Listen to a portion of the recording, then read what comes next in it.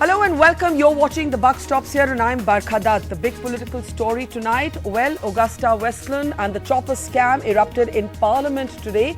Whereas the BJP targeted Congress President Sonia Gandhi and the Congress hit back. Sonia Gandhi accused the BJP of character assassination and virtually dared the government to launch a probe, asking what they've been doing for 2 years in power. Of course, this entire controversy got a new life after an Italy court found in its verdict that corruption indeed had taken place, and also annexed in the verdict a letter that was written by a middleman in 2008 speaking of Sonia Gandhi being a driving force and listing about 8 advisors whom the middleman suggested, the middleman being Christian Michel, should be targeted. One of those listed as an advisor, M.K. Narayanan, will be joining us later on the program. He was the NSA in the government. But first, as politics and a political storm now hijacks any work in Parliament with the Congress and the BJP going for each other, let's introduce on our face-off tonight Dr. Subramanian Swamy. He is, of course, now a member of Parliament, BJP leader as well. Got up today to speak in Parliament, but of course the House had to be adjourned. Jyotiraditya Scindia, senior leader of the Congress, who was also at a high-level strategy meeting with the Congress president earlier today. Let me start with you, Jyotiraditya Scindia. The fact of the matter is that we've seen a very aggressive statement from Sonia Gandhi, but politically and in terms of perception, the Congress has still not rebutted this 2008 letter written by middleman Christian Michel, which speaks of Sonia Gandhi being the driving force. And this letter now acquiring a new legitimacy because it is part of the annexures of this verdict by an Italy court. How do you respond to this politically? How do you address the perceptions around this? Very simply and very straightforwardly, Barkha. This is a conundrum, this is a smoke screen that's being generated by the BJP because they do not have answers to the critical issues facing India. And their target is only one: in any way possible to destabilize the Congress party and its leadership. As far as this whole controversy is concerned, let me just give me 2 minutes to outline the position in terms of the starting of this whole issue. It was the Congress government in 2009 that put in place Articles 22 and 23, which talked about undue pressure being put or the identification of agents and the integrity pact in every defense contract. When issues came to light with respect to AgustaWestland, the defense minister was the first to rise to the occasion and made sure that immediate intervention and communication with the Italian authorities was put in place, handed over the case to the CBI, then went straight on ahead and cancelled the bank guarantees, also made sure that we went into court to get back the money we had paid. We paid 1,600 crores, we got back 2,038 crores, and also confiscated 3 helicopters and blacklisted the company AgustaWestland.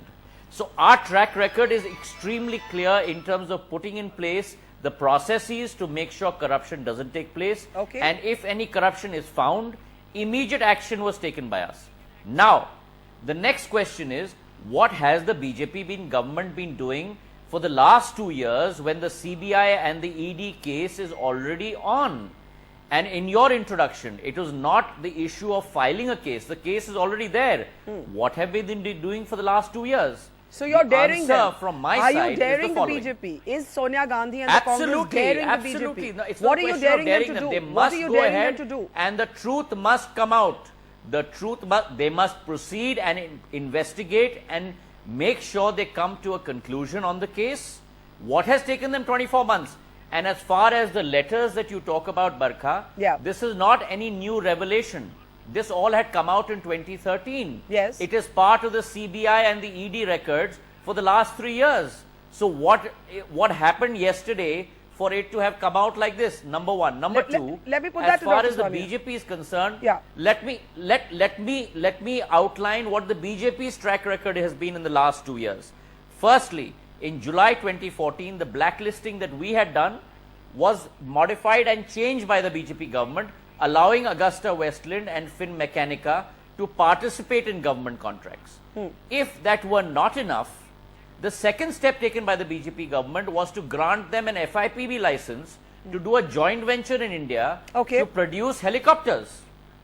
This is with regard to a blacklisted company, so which has got a corruption scandal against it. Now, you made a number of Step different number points. 3, quickly, they allowed them to participate in a tender for government contracts for 100 helicopters. And the icing on the cake, Barkha, was when Prime Minister Narendra Modi went in September 2015 to New York, met with his counterpart, the Italian Prime Minister, issued an invitation to the Make in India function and called Finmeccanica and AgustaWestland to the Make in India function. Even after the CBI and the Enforcement Directorate both now we must allow Subramanian Swamy to come in. You made a number of different points. I have to get him in now. This is what they need to answer. Okay. Subramanian Swamy, first on the letters. Let's talk about the letters. Let's talk about the 2008 letter that actually talks about Sonia Gandhi being a driving force and lists 8 key advisors who should be targeted. You heard Jyotiraditya Scindia saying these letters are old. On that, he's right. They have been in the public domain now for several years. Is your argument that these letters now have a new validity because they've actually been placed in court alongside a verdict? How do you see, or why are these old letters relevant again today, Dr. Swamy? I don't know what you mean by old letters. When I say old, I mean we've known about them. We've known about them. Wait a minute. Yeah. Come on now. The fact of the matter is that the deal was in 2010. Yeah. And this letter was written in 2008. Yes. Now, the letter assumes significance since April 6th, 2016, because the judgment of the High Court of, the equivalent of the High Court of Italy, has authenticated that letter, relied on it, and quoted it in full. And therefore, it is something that we can use as evidence. That's number one. Number two, the CAG report, which was laid on the table of the House in 2013 August, has shown how the UPA government had willfully gone on changing the specifications that ultimately only Westland helicopter could be selected. Their argument is Brajesh Mishra started that process, Dr. Swamy. No, that is irrelevant. The process was started, of course, it was the decision to replace. One second, Mr. Scindia. Wait a minute. Now, I heard him fully.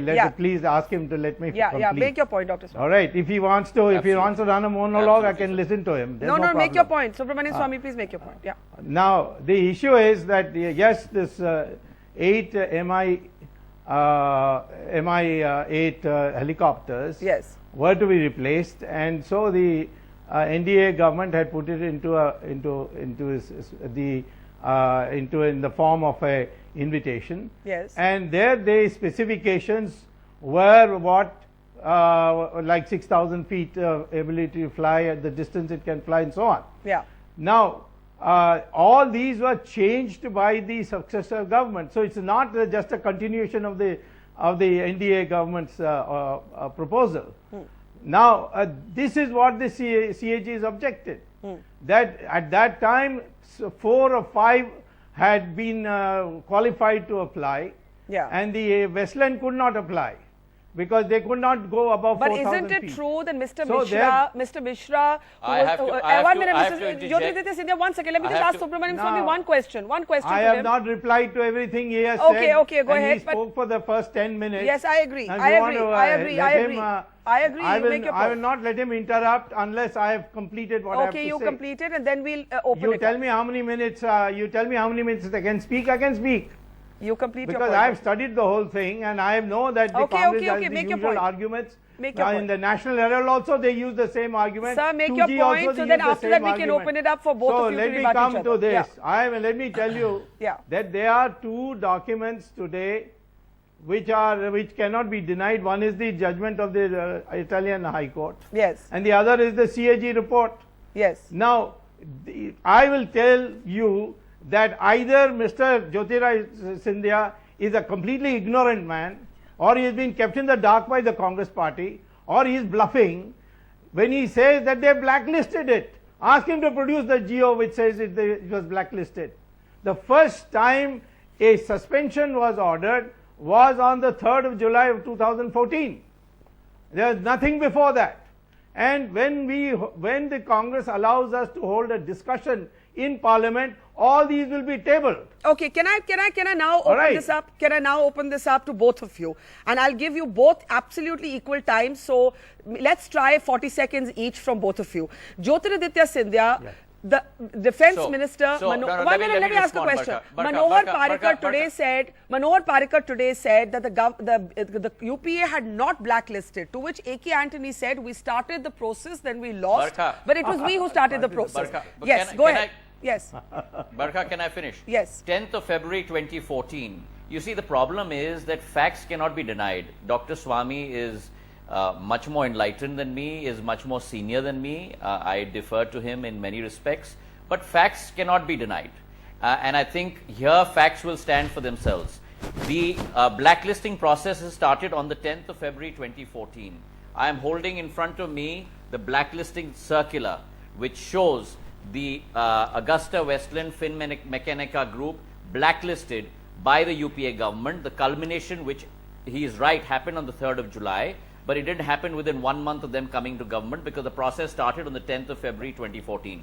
That's fact number one. So that takes care of his wrong assertion on that issue. Okay. His second wrong assertion quickly, your 40 seconds are getting up. Changing of the terms. Yes. Yes, very quickly. It was done by Mr. Brijesh Mishra, changing 6,000 meters height to 4,500 meters. That's change one. And change two, from 8 helicopters to 12 helicopters. Because there was only one party that came into the transaction. After that, there was only Eurocopters were made, and then 4 parties came into the transaction after Brijesh Mishra's changes. Okay. That's his wrong assertion. Now I must get him in. Now, Mr. Scindia, you've had your say. You've had your say. I'll come back to you. I'll come back to you. Okay, one sentence. This is important. Okay, one sentence. He referred to Christian's letter or note, which is A, unsigned. Yes. B, the Italian judgment does not make any reference with regard to any Indian party. And I want to read this out on national television to you. What does the letter say? Mrs. Gandhi and her closest advisors are the people the High Commissioner should target. And then it lists 7 people. Yes. Is the BJP trying to say that the High Commissioner of the United Kingdom engages in corrupt practices and was engaging in bribing these people? Is that what the BJP and Mr. Subramanian Swamy want to say now on I think television? Let him answer. You had your say. Okay, Subramanian Swamy, go ahead.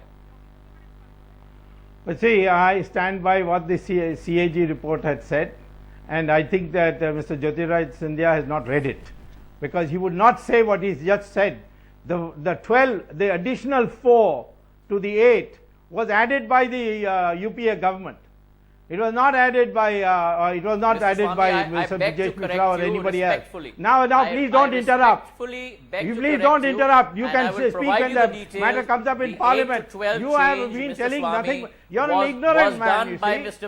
You have not read. Now, what is the point? Okay, let him have a say. Let him have a say. As enlightened as you are, what kind of manners I agree to that, even though you. I don't care whether you agree or not. Let him have a say. I am just telling you what I have to say. Okay. You got to be 40 seconds. Okay, make your point, Dr. Swamy, make your point. We got 2 documents. Yes. We got 2 documents, and he is speaking everything which is not there in the 2 documents and is against what is there in the 2 documents. All right, you have your say. I never raised the.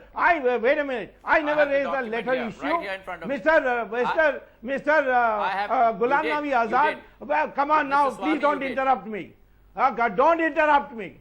I said Mr. Ghulam Nabi Azad quoted a press release of Mr. Christian Michel, and I said I am touched by the fact that he is relying on his veracity. After all, if he was going to quote this, I will quote this letter, which the Italian High Court has relied on, where Mrs. Sonia Gandhi is told as the person who is principally in favor of this agreement, and therefore all her associates should be looked after.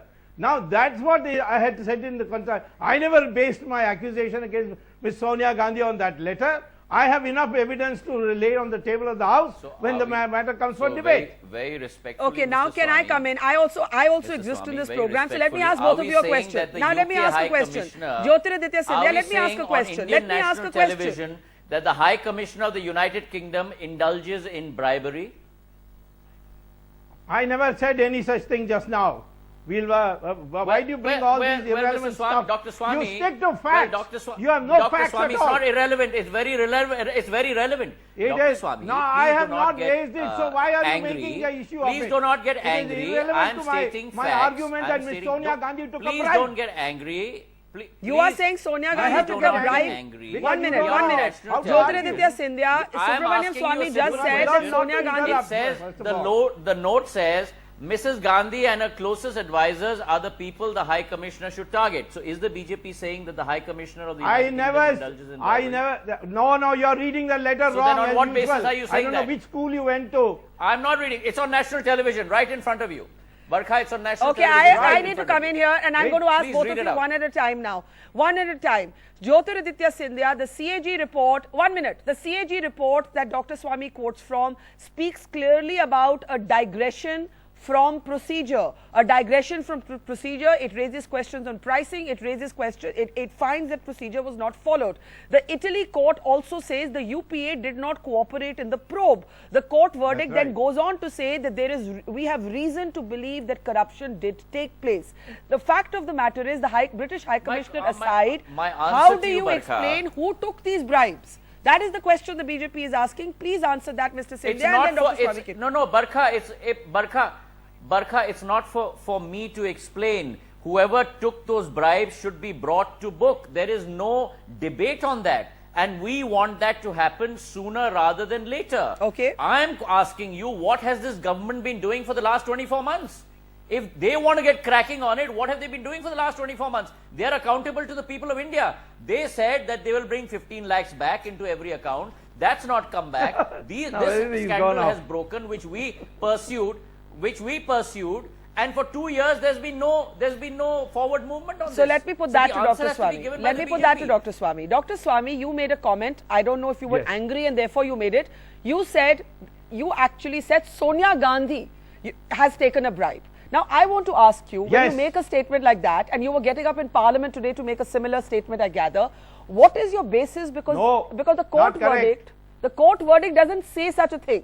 So, what is your basis to say this? We are not going to duplicate the court verdict of the Italians. They had a narrow scope and they worked on it. We have our own investigation. We have also our own materials. Now wait, again he is interrupting. The man doesn't know how to debate, it looks like. I am saying today, when I raised it in the House, I raised it because Mr. Ghulam Nabi Azad, wait a minute, don't interrupt. Mr. Ghulam Nabi Azad raised the question of Mr. Christian Michel's public statement about what Mr. Narendra Modi did with the Italian Prime Minister. Then I said that why don't you then rely on this letter also? That is when they got upset.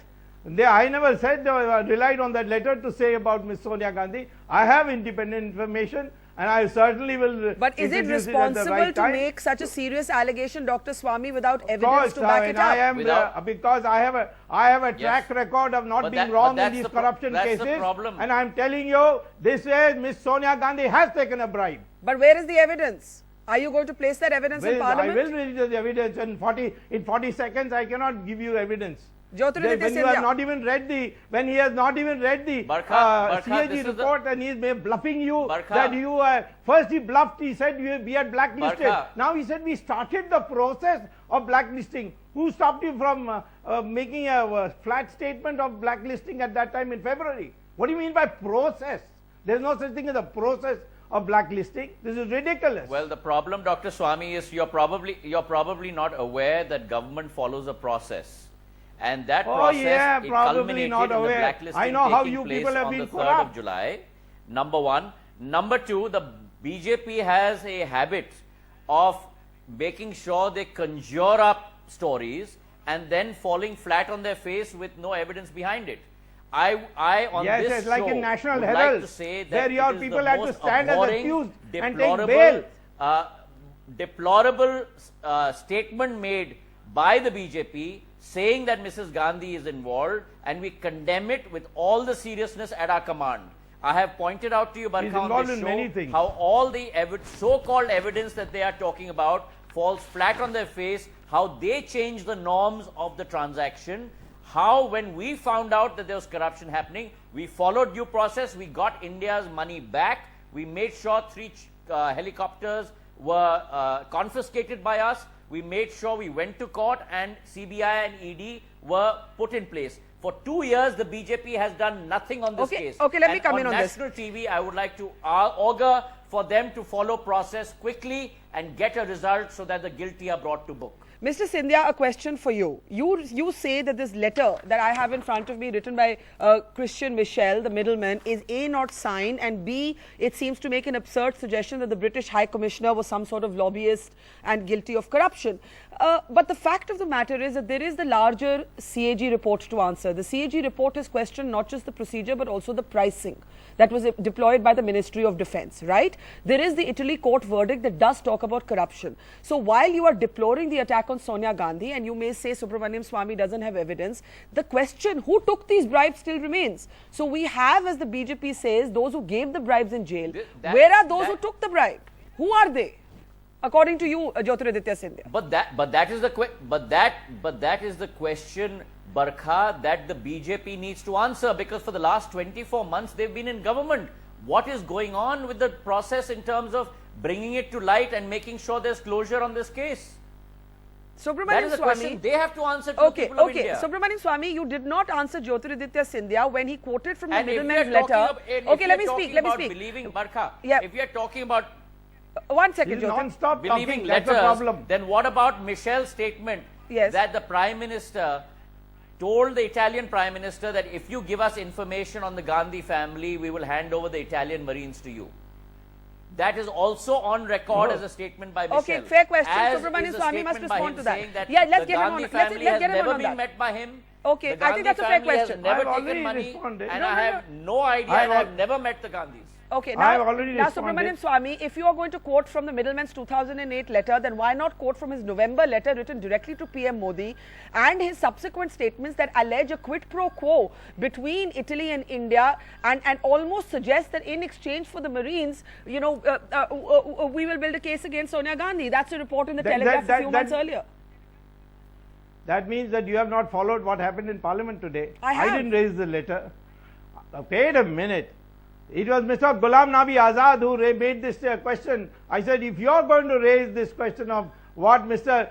Christian Michel was not present in, he says that Narendra Modi said this to the Prime Minister. He was not there in the meeting. Then what about the letter which the Italian High Court says and relies on and has reproduced it in full, where it says that she is the one who is the principal mover in this deal? That is what I had said. You were saying you quoting in this letter, but why not this letter? I never quoted this letter to begin with. I quoted in reply to Mr. Ghulam Nabi Azad. Now I am saying today to you that if the Congress party is seriously interested in finding out who are the people responsible, let them agree to a full-fledged parliament discussion. That's a fair point. Jyotiraditya Scindia, if you are virtually daring the BJP, why did you disrupt Parliament today the moment Sonia Gandhi's name came up? Because Mrs. Gandhi herself is saying, I'm not scared. Your character assassinating me. I'm ready, order whatever probe. Why are you shying away, Jyotiraditya Scindia, from a Parliament debate on this? 3 points very quickly. Yeah. Point number 1. Why did Prime Minister Modi and the BJP government not accede to the request of Michel when he said on 8th of November 2015, I am willing to cooperate with the CBI and the ED and get interrogated by them? Why have they not taken action on that? Number 1. Number 2, for the BJP to make this talk now, when we said that a GPC should be put in place in March 2013, the BJP did not agree for a joint parliamentary probe and a joint parliamentary committee to be put in place. Point number 3, your issue of a debate. Let me tell you very clearly, Barkha, and you can check back on this. The Congress party has moved a motion for 193 for discussion on this issue in the Lok Sabha. It has been moved by Mr. Kharge, it has been moved by me, and it has been moved by Mr. Venugopal. So we are not shying away from any debate. We want a debate, if possible, even tomorrow or day after. All right, Subramanian Swamy, if you make a comment about Sonia Gandhi's implication and you say you have evidence that does not mirror the Italian court, it's standalone evidence, why has the BJP not pursued this evidence in the last 2 years? Well, you see, question is, when you are going to investigate a matter, It doesn't matter whether it's 2 years or 20 years, as long as you get to the end of it. The fact of the matter is that there was a decision of a trial court which was unfavorable. Wait a minute now, don't interrupt. You can't believe, who cares? The fact is that there was a trial court. Please don't interrupt. Otherwise, you terminate this discussion. Okay, but anyway, the man can't even control his. Everybody be what kind of training has he had? I am telling you that there was a trial court decision which was not favorable, and we knew that the Italian government was going in appeal. So we waited. It is April 6th that the judgment came. Now is the time for us to move forward. But Dr. Swamy, what about this reference to the British High Commissioner? Do you not find that a bit peculiar in the middleman's letter? I don't care whether it's irrelevant as far as I'm concerned. The meat of the issue is whether Ms. Sonia Gandhi and her associates took the bribe or not. The fact of the matter is that one of the conspirators, wait a minute, one of the conspirators has, before the process was completed, has come on record, and that is under the Evidence Act of Section 10 permissible to act on. And that itself will take care of Mrs. Gandhi. Jyotiraditya Scindia, go ahead. The BJP has been very clear in this last half hour that they have made vacuous statements, unsubstantiated claims, and tried to portray a character assassination of the leader of the Congress party and many of the leaders of the Congress party. Again, let me repeat, I condemn these statements by the BJP and its leaders. I stand for truth. I would like an inquiry, a speedy inquiry to take place and the results be out. Dr. Swamy, in his response to you, Barkha, has made a lame excuse for the delay of 2 years, that he was waiting for an Italian court to decide which way to go before the Indian process goes. I have never heard such a lame excuse from any lawmaker on national TV as I've heard today. Subramanian Swamy, last comments. Well, his stupid comments don't deserve any reply. I'm telling you that we want to get to the bottom of this. Much of the data is in Italy. It's not in India. If it was in India, we would have no difficulty in making the investigation. The monies were deposited abroad. That takes a little time. And naturally, we would like the Italian court to give us the documents, which they said they would give as soon as the appellate court makes a decision. And that has happened now, and we are proceeding further. What about this middleman's letter to the Prime Minister? Most of what Mr. Jyotiraditya Scindia is saying is what they have been saying in the 2G, they have been saying in the National Herald. Have they forgotten in the National Herald that they have taken bail and they have put up sureties and they have stood like ordinary criminals in the court of law? What are they talking? What did they say at that time? That I'm doing character assassination, I'm doing this, I'm doing that. And it was a private complaint, and it took it to its logical conclusion. Now the trial is going to begin. So this has been from day one. Sonia Gandhi has been a serial offender. She began with a Benami insurance agent in 1974 when I raised it in the House in 1974. And since then you have been a series Barkha, of things. I don't think we need to listen to this tirade. I don't think we need to listen to this tirade because you can say anything you like. Okay. Everybody's allowed the last comment. Let's not personalize it. Let's not personalize it. I think it's about time you asked him to say his piece and keep quiet. Okay, what I'm going to do is, I have exactly 60 seconds on the program. I will allow Dr. Swamy 25 more seconds, then 25 to Jyotiraditya Scindia and 10 seconds for me. Dr. Swamy, 20 seconds. Go ahead. 25 seconds. Go ahead. Yes, we are ready for a full parliament discussion where all the documents will be placed to show that whatever has been said from the Congress side is all bogus and a bunch of lies. We are relying on two unassailable documents. One is the judgment of the Italian High Court, and the other is the CAG report. And of course, there have been statements here and there, like the statement of Mr. Anthony, who should make it clear when what did he say when he said there has been corruption in the deal and people have taken bribes. Who did he have in mind? And of course, I think the CBI should investigate Ms. Sonia Gandhi and interrogate her. Okay, Jyotiraditya Scindia, your last 25 seconds. Well, I think the assertions that have been made are completely deplorable. We condemn it with all the strength we have at our command. And the facts speak for themselves, which I have relayed to you very patiently, Barkha, over the last 20-25 minutes. I just wish that some of that, through an osmotic process, is understood by my friends in the BJP. Thank you. All right, Jyotiraditya Scindia, Dr. Swamy, maybe this gives you a sense of what will happen in Parliament if and when this debate finally does take place. It's a pleasure to have two combative guests, so one wishes that it could be a little more calm, but then I guess that's what TV debates these days are about. Subramanian Swamy, Jyotiraditya Scindia, thank you so much for joining us. All right, moving on now to our other big newsmaker on the buck stops here tonight, former National Security Advisor M.K. Narayanan. Mr. Narayanan's name has been drawn into this controversy after he was named in a letter written by middleman Christian Michel as one of the key advisors to Sonia Gandhi who should be targeted.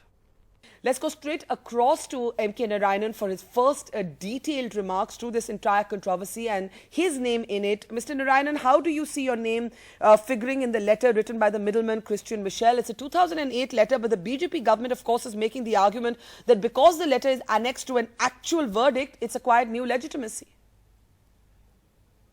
No, I mean, as far as I'm concerned, there's been no discussion between me or anyone, including Mrs. Gandhi, on the scope of the agreement with AgustaWestland. I don't think I've had anything to do with the AgustaWestland thing after 2005 or 2006. Right, sir, but you would have seen this note that we're talking about written by Christian Michel. It's dated March 15th, 2008. It's written to Peter Hulle, which talks about Sonia Gandhi being a driving force. This is a middleman in the deal. And it lists you, as we've been mentioning, as one of the key advisors. Now, how do you see the use of this name, your name, as a key advisor by this middleman? I'm not actually. I've not even seen this till today, as a matter of fact, about my being a key advisor to Mrs. Gandhi.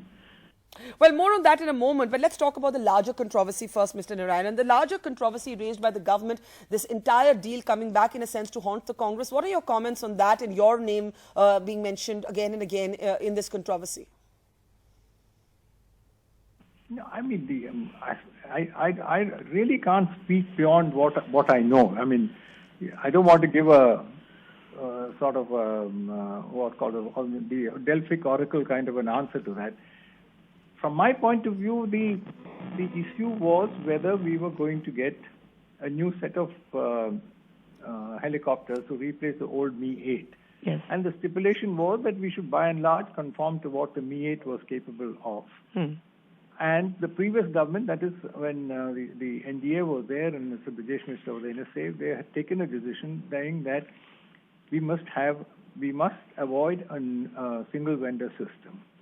So soon after I took over, this matter came up again, and we adhered almost to the letter and the spirit of that statement. And that's about all that has happened from my point of view, because the question of whom do you select, how do you select, etc., does not come within the purview of the NSA or the Prime Minister's office. It is be done by others.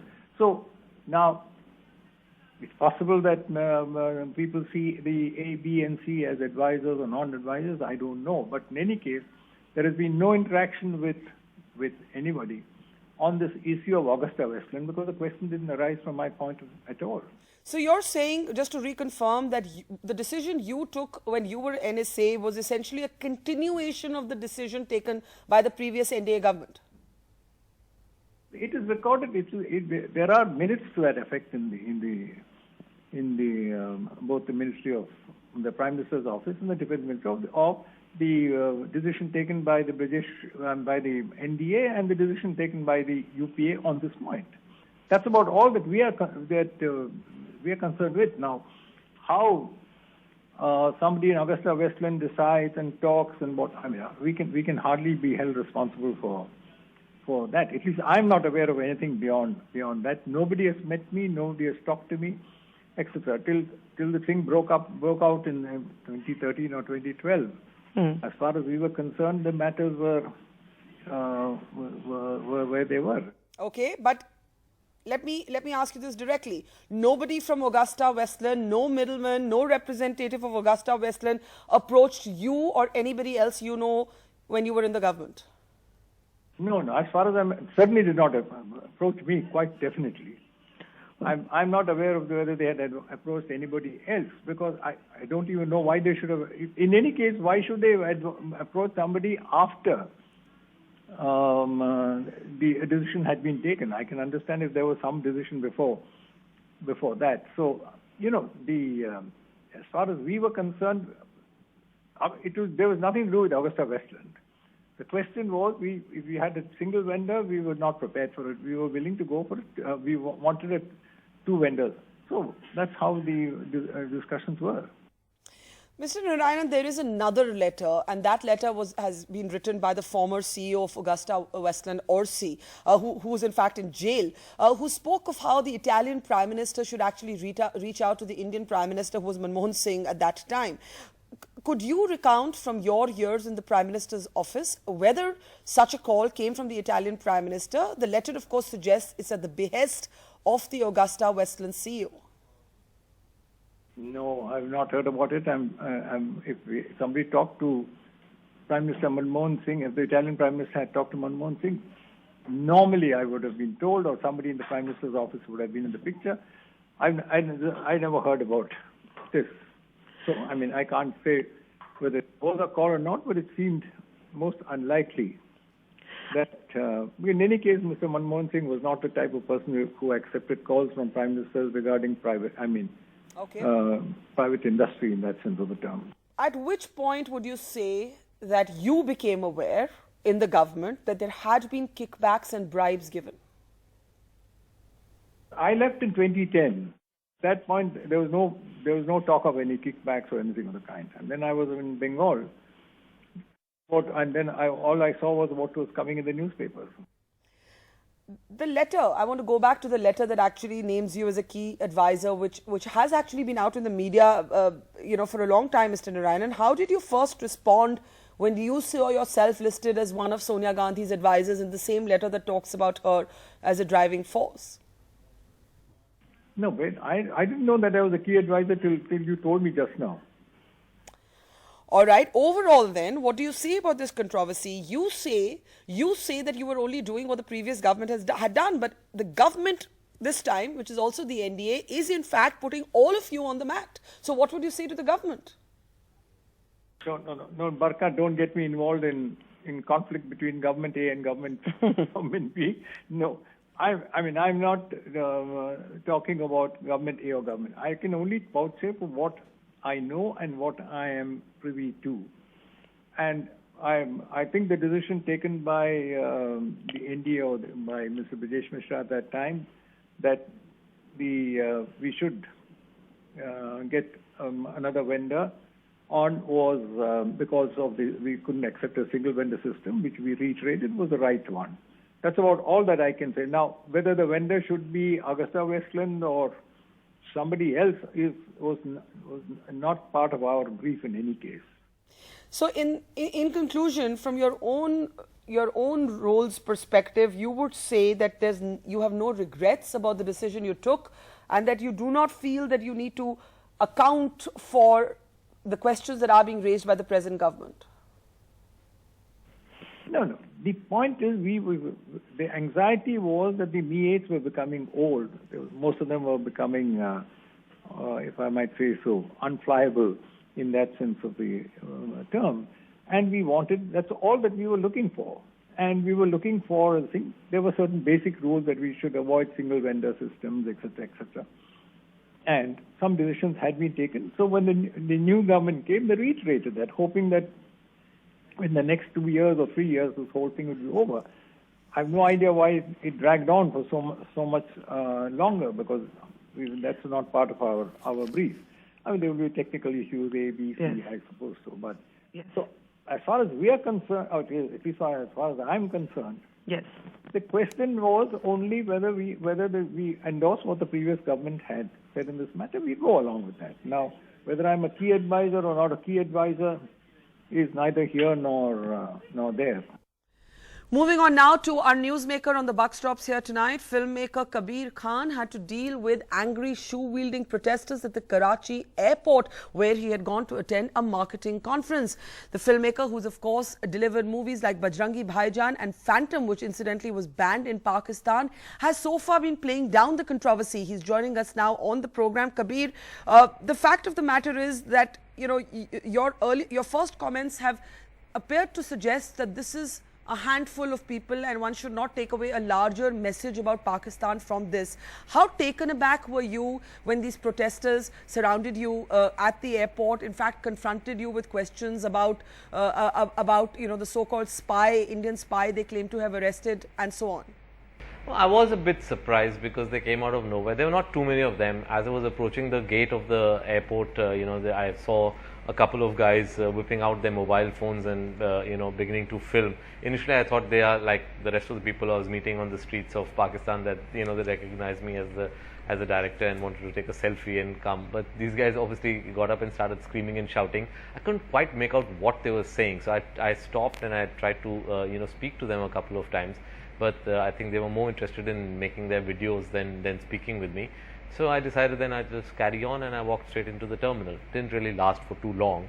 And as I said, they were just a handful of people. So I honestly did not take it too seriously. It's only after landing here that I realized that it has become news in a big way, because I think that videos being spread a lot on social media and people are getting worried. I got a lot of calls from my friends, my family, and people, well-wishers, wondering if I was all right. So I'm totally fine, and I must say that I would not want this incident to mar my overall experience of that one day in Karachi. Kabir, what went through your head when you were being confronted with these protesters? You'd obviously had a pretty good time otherwise. In fact, one of the Pakistani journalists tweeted that there were people falling over themselves to be photographed with you. So mostly people were warm, and then this goes and happened, which in some way speaks to the, to the awful schizophrenia of the India-Pakistan relationship.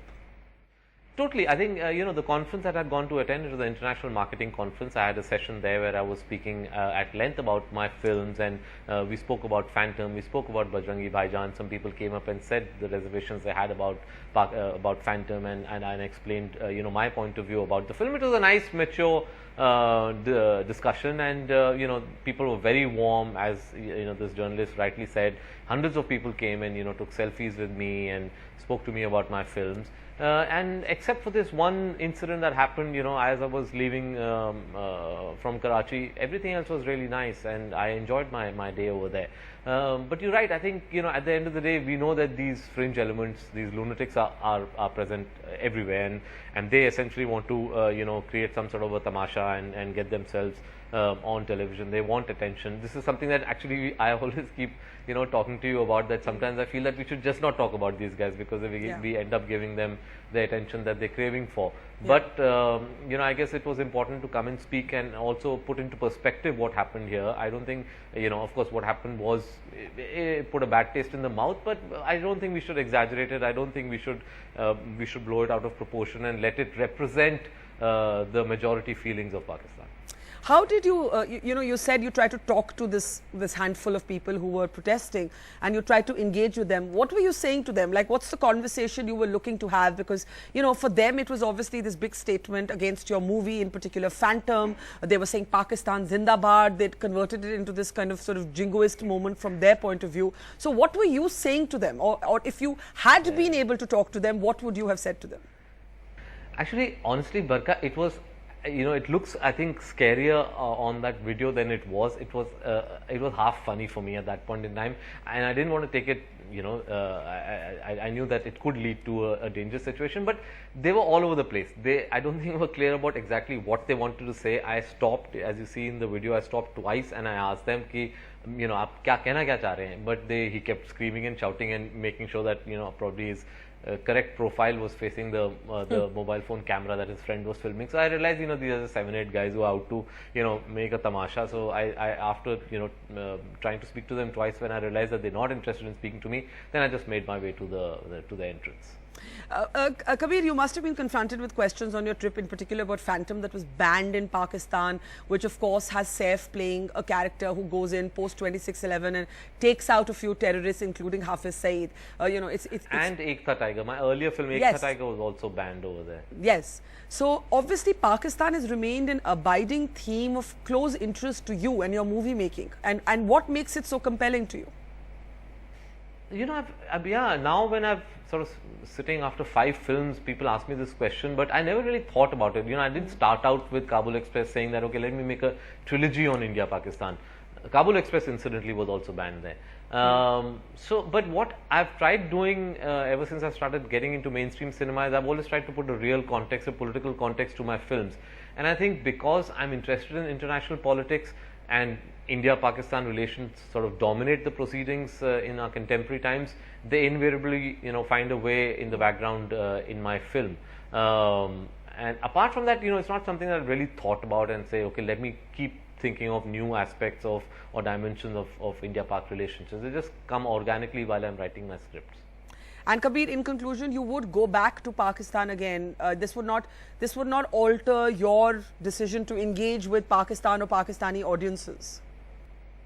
No, I must say that I don't think we should allow these kind of lunatics to, you know, completely dominate our perception about what is happening across the border. I met lots of people who were very warm, very hospitable, just the way a lot of Pakistani would come here and find that a lot of Indians are very warm and hospitable.